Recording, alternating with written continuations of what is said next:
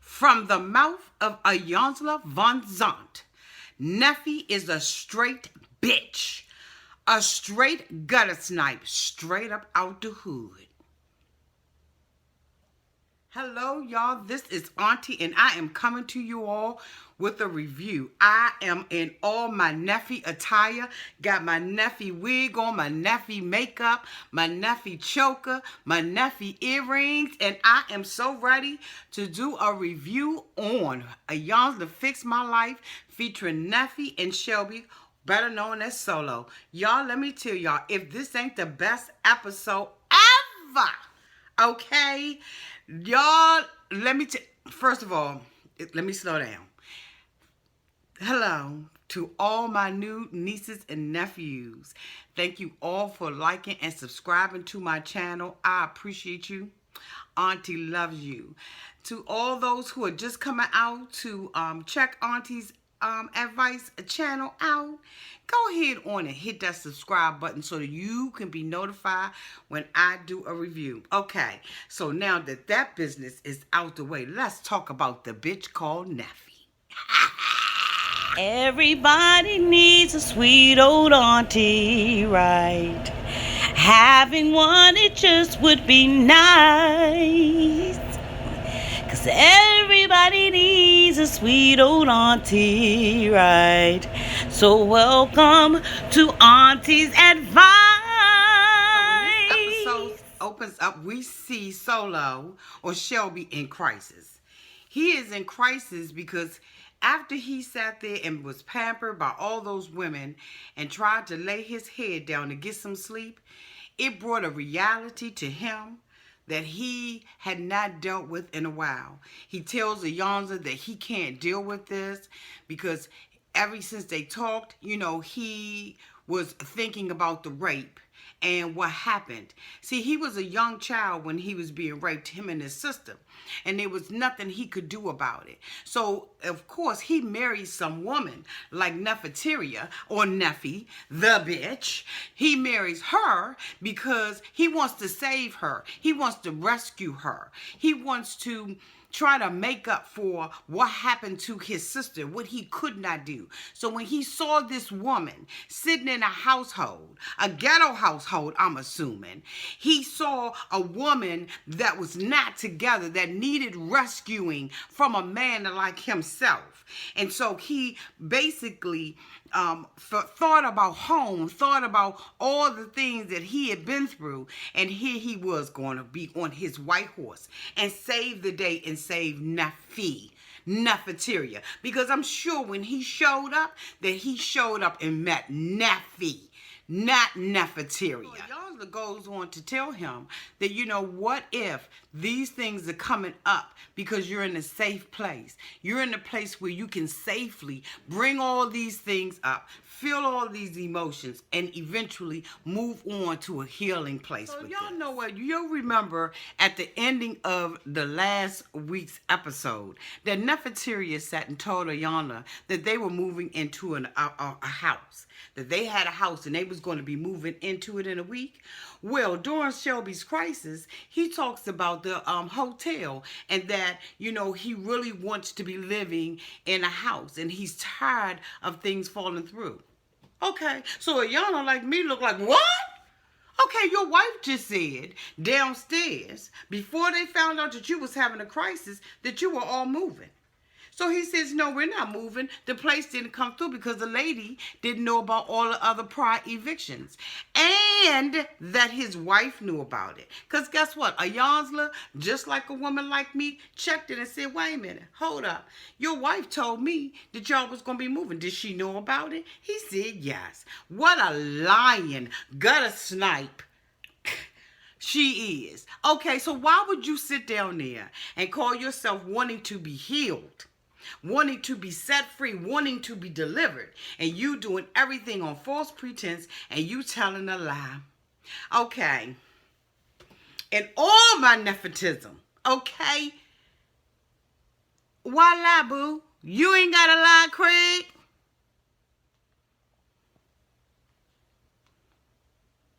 Well, we found a house, and we due to move in, I believe, at the end of the week. Is your wife prone to lie? Is she prone to lie? Because she just told me that y'all had a place that you were moving into at the end of Now, we see Iylana come downstairs. And she tells Neffie, guess what, boo? Somebody turn a lie up in this blickety. See, because y'all been married for 10 years.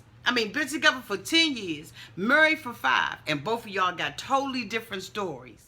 Okay, so Neffie looking all dumb and everything. So she sends her out with a care package and tell her, poof, be gone. Because right now, I'm just really trying to heal your husband. Because at 42, 43 years old, he should not, absolutely not be having a heart attack. But because his life is so miserable with his wife, Neffie, his heart attacked him and told him it is time for you to check out or check out. Now, that's just sad. Now, the next morning, we see Iylana irritated as hell because Neffie showed up 2 hours late. 2 hours late. So Iylana is done, okay? She fit to be tied. Now she see that today we're not dealing with Neffie, we're dealing with Neffie. Because Neffie had an opportunity to go home and now she's sour. You understand what I'm saying? She's a sour ass now. So Iylana just straight asks her, okay, so why are you late? Why are you 2 hours late? She makes up some story about, I told them that I wasn't coming. She said, told who that you wasn't coming? I told Shelby last night. I called him on the phone and told him that I wasn't coming. And Iylana told her straight up, no, your commitment is not to Shelby. Your commitment is to me. You said that you were going to put the work in, and you ain't even trying to put the work in. See, at this point, Iylana is very clear about who she's dealing with. And one thing about her and her crew, they do their research. They do their homework. See, they were separated for 3 days, where they talked to her for 3 days and talked to him for 3 days. So they're clear. They're clear about what you said. They're clear about your statements. They're not under any type of illusion or disillusion about who they are dealing with. So when they come out and put your stuff out there on Front Street, they are going to make sure that they got it together. So you're going to show up 2 hours late. So guess what the staff did? They saw that her butt was on Instagram, Facebook, somebody riding in the car, got her face made up, got her makeup artist with her. And she talking about some going to production. Going to production? This ain't no damn production. This is something to fix your life, Neffie. But see, everything is about TV. Everything about limelight. But you sat on Big Tigger's show and said, I'm ready to be booked. I wasn't using that to come out. Yes, you was. You was sitting up in the car letting everybody know that you was going to production. Making it seem like you was going to a taping of the new Neffie show. You were all about fame and glory but you don't have nothing good to say or nothing good about your life. You don't even know how to treat your husband. Girl, bye, sit down. Just like Iylana said, you are a bitch. I gotta calm down and pump my brakes. When she told Neffie that she was sending her off with a basket and that the husband was going to be, well taken care of and stay in the safe house and all that kind of stuff, she made a little face. See, when she went home, she contemplated that thing and she thought about that thing and she felt like she was treated unjustly. And so she called him back on the phone and told him, why did he say something about her fighting him? She contemplated it and made herself a victim. But like Iylana said, until she deals with the issues of her past, she will never be able to move forward into a place of healing. We cannot hide our stuff because our stuff is reflected in everything we do. Our stuff is reflected in everything we say. Our stuff never, ever goes away.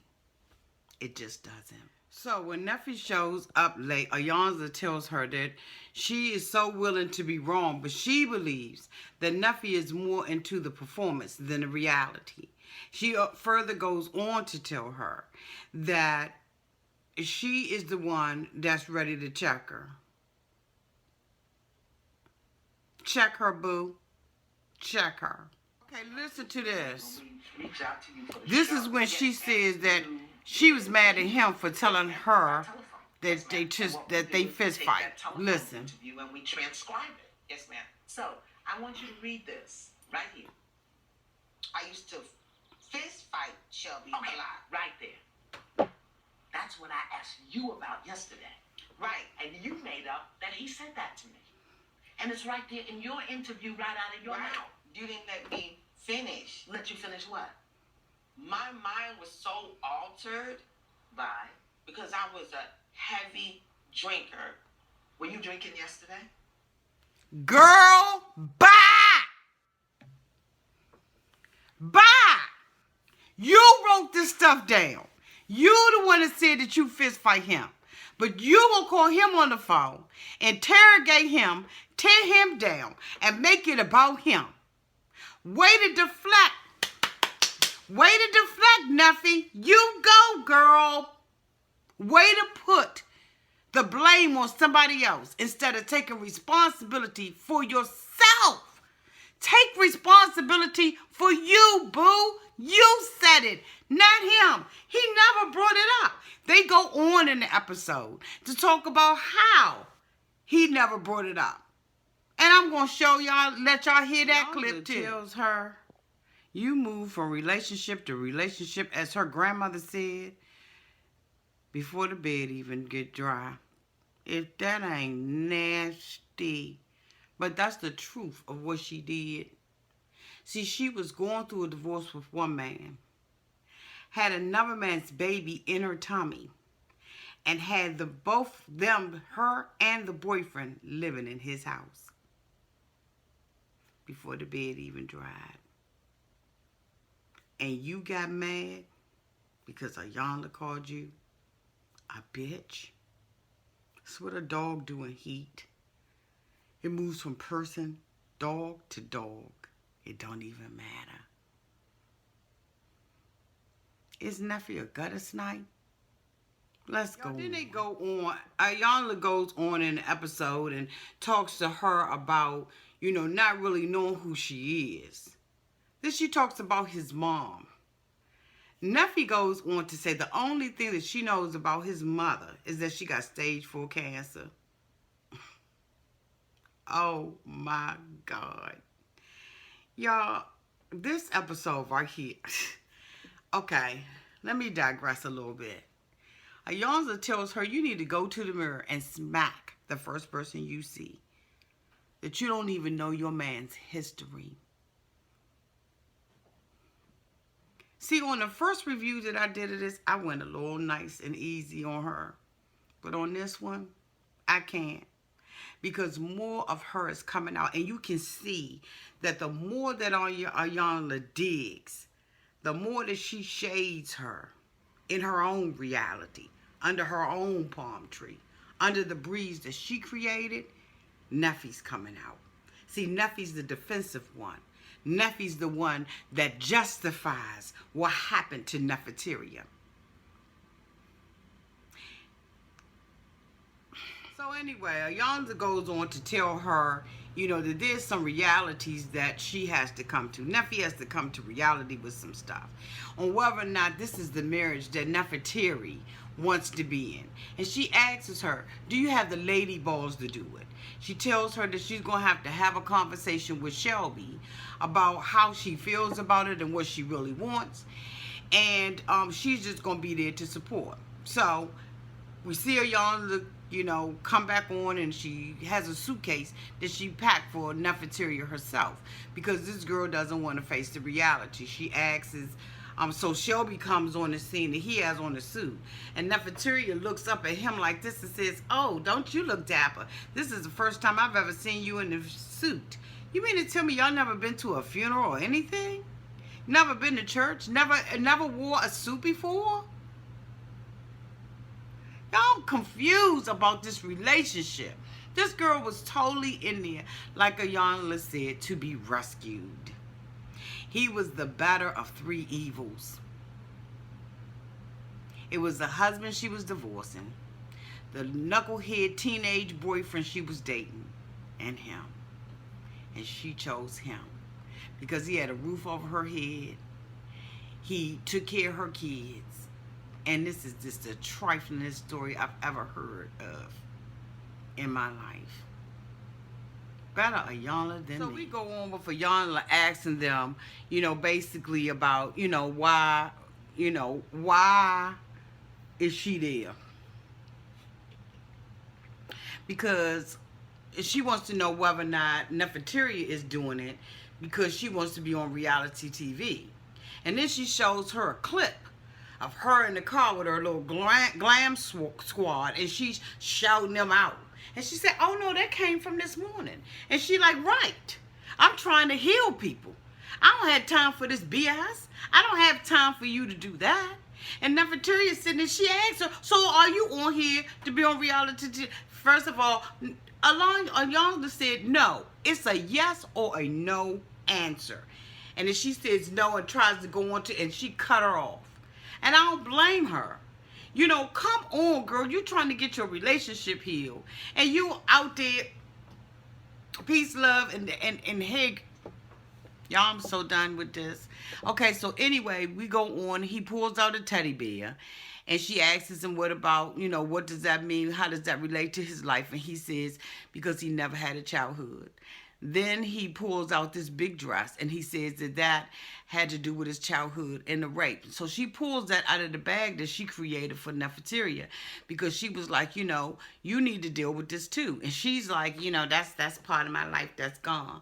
Well, guess what? Iylana said that ain't gone from your life. And really, your past isn't gone from your life. It doesn't have to dictate your future if you deal with it. She don't want to deal with nothing. And she don't want to be checked on it. And once she starts getting checked on it, then all of a sudden, she wants to be victim and she wants to be mad, and Neffie comes out. Because like I said, Neffie's the person that's the defender. She's the one that defends all the stuff that Neffie, all the bad mistakes that Neffie makes. So she's that alter ego. And she realizes that Neffie is there. She just doesn't realize how present Neffie really is in her life. And then she goes on to talk to her about, her past. Stuff, again, that she wrote and said to the producers about the darkest time in her life was when she was raped.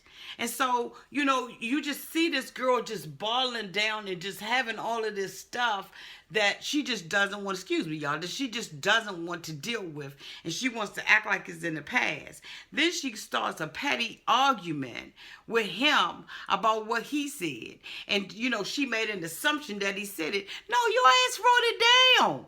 You said it to the producers in transcript form now. Y'all help me understand at the point where she talks about her darkest thing. Stuff she wrote down. Cannot heal what you will not speak. Can't hear what you can't speak. Okay, so read this for me. Listen. What is your darkest memory? My darkest memory is of the man who took my innocence at 9 years old. Keep reading. That was something that y'all should never have to go through. My husband always tells me to stop playing the victim, but he has no idea the pain I feel to this day. Okay, now read the next song. About a year ago, I Googled to see if he was still incarcerated. I wanted to go to prison to ask him why he did what he did to me. This is probably why I'm so protective of my children. I know that my past affects my future, and that I need to let it go and move forward. It's just hard because I'm so over it. Listening to Neffie read about her. Okay. So how can you say that your husband has no idea what kind of pain you went through when he was raped at 7? He can directly relate to what you went through. And then you say that this is in your past and it doesn't affect anything. Out in the open, when confronted about it, Neffie, when Neffie said, you see what I'm saying? Now we can see the distinction between the two people. Neffie said it affects how she raises her children, how she's overprotective, and she knows that her past will dictate her future because she hasn't dealt with it. How in the world you gonna say that this is in your past when last year you were looking for the guy who raped you in jail to ask him why he did it? So Neffie has blacked it out. Neffie wants it to come to the surface. Neffie wants to be healed. Baby, allow yourself to be healed. So you can get all of that stuff out of your system and move on to be a healthy mother, a healthy grandmother, a healthy friend, a healthy sister, a healthy daughter. Come on, Neffeteria. You got to do better than that. So anyway, y'all, we're going to continue on. I digress. Let me just calm down in the episode. And after she reads this thing, you know, they really start really breaking this thing down. And he goes on to say that basically all he wanted to do was make her smile. He found himself doing everything to make her happy. And she, you know, gets a little irritated about it. And Iylana asks him, how's that working out for you? And he's like, it's not. You know, out of all the time that we've been together, 10 years, I've never heard you say that you appreciate me. She said, well, I guess I was trying to do that, but I guess that I wasn't. So now she's getting confronted about her stuff. And now here comes Neffie. Neffie's on the scene, y'all. Full blast. Remember, in last week's episode, he said that she reminded him of home, and she thought it was the cutest thing. But now when he sits up there and tells her out of his own mouth that she reminds him of his mother, who only wanted him around to get a check from the state, now you mad. Oh, but you didn't realize what home was because you didn't know your husband. You didn't care anything about him. You didn't care about his past. All you cared about was going out to the dances and getting your door opened up for you. Is Neffie a gutter snipe? This is where everything goes for the worse. What we see next is him telling her that, you know, he did everything to make her smile and that he felt like if she was smiling and she was happy, he should be happy.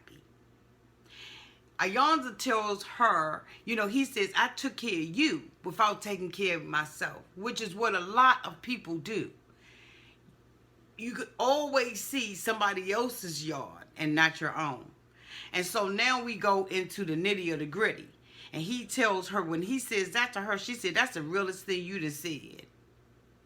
And Iylana says, that's Neffie talking. Because Neffie is a bitch. And she gets mad and distracts because she called her a bitch. Well, how many people have you called one? How many times have you been out on Snapchat, Facebook, Instagram, all those other social media things and called people bitches and curse and act all out of your character?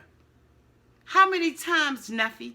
So you're not familiar with the word? So now you get mad and you walk out and she called me by my name, called me out of my name. Guess what?